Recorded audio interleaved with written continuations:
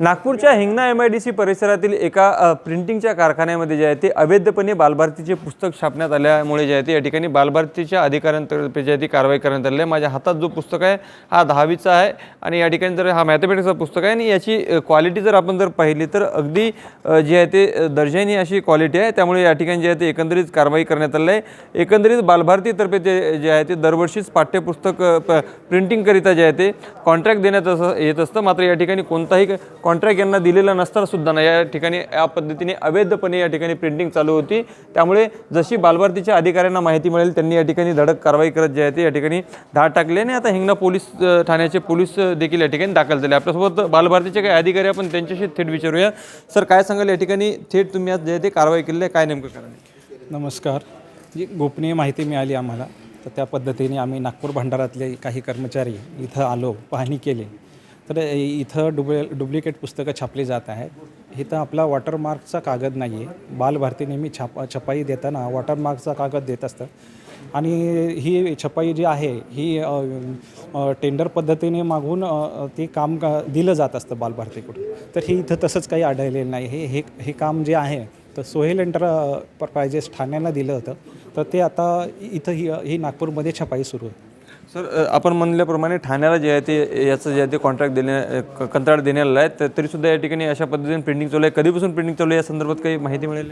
नाही, काही माहिती नाही। आता हे आम्हाला ज्यावेळेस माहिती मिळाली पहिल्यांदा, तर आम्ही लगेच वरिष्ठांच्या आदेशानुसार इथं आम्ही धाड मारलेली आहे। सर, कुठेतरी पुस्तकाची क्वालिटी अतिशय दर्जादीन आहे, त्याचबरोबर त्यांनी आपल्याकडनं परवानासुद्धा घेतलेला नाही। त्यामुळे हा कोणत्या अंतर्गत आता यांच्यावरती ते गुन्हा दाखल केला जाणार? लहान मुलांना चांगले संस्कार घडावेत म्हणून बालभारती नेहमी एक दर्जेदार पाठ्यपुस्तकं तयार करत असतो आणि तेही माफक हे दर्जेदार पुस्तक, चांगला प्रिंटिंग कागद आणि माफक किंमत याच्यात हे बालभारती काम करत असतात। तर या मेन उद्दिष्टालाच हे डुप्लिकेट पुस्तकं छापून परस्पर हे काम केलं जात आहे आणि हे योग्य नाही आणि हे जे कोण दोषी असतील त्यांच्यावर योग्य ती कारवाई केली जाईल। कॉपीराईट ॲक्ट अंतर्गत गुन्हा दाखल? हो, कॉपीराईट अंतर्गत आम्ही पोलीस ठाण्यात FIR दाखल करत आहोत। आता पोलीसही आलेले आहेत, ते त्यांचं काम करतील। ह्याची योग्य ती छाननी झाल्यानंतर संबंधितांना योग्य ती कारवाई करतील।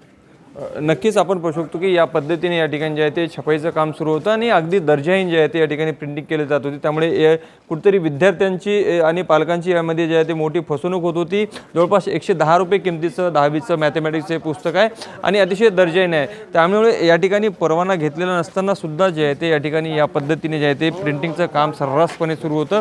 मात्र बालभारतीच्या अधिकाऱ्यांना जशी याची माहिती मिळाली त्यानंतर त्यांनी या ठिकाणी कारवाई करत जे आहे ते आता धाड टाकलेले आहे आणि या ठिकाणी हिंगणा पोलीस ठाण्याचे पोलीस अधिकारी कर्मचारी देखील दाखल झालेले आहे। असं मोठ्या प्रमाणामध्ये या ठिकाणी पुस्तकाचा साठा जे आहे ते आता सद्यस्थितीमध्ये प्रिंटिंग केलेलं आहे। त्यामुळे नक्कीच आता एकूणच जर पाहायला गेलं तर पोलीस घटनास्थळी दाखल झालेले आहे आणि हिंगणा पोलीस ठाण्यामध्ये आता कॉपीराईट ॲक्ट अंतर्गत गुन्हा नोंदवू असं बालभारतीच्या अधिकाऱ्यांचं म्हणणं आहे। लोकशाही मराठीकरता मी ज्ञानेश्वर पवार, नागपूर। लोकशाही मराठी ऐका, पहा, जागरूक रहा।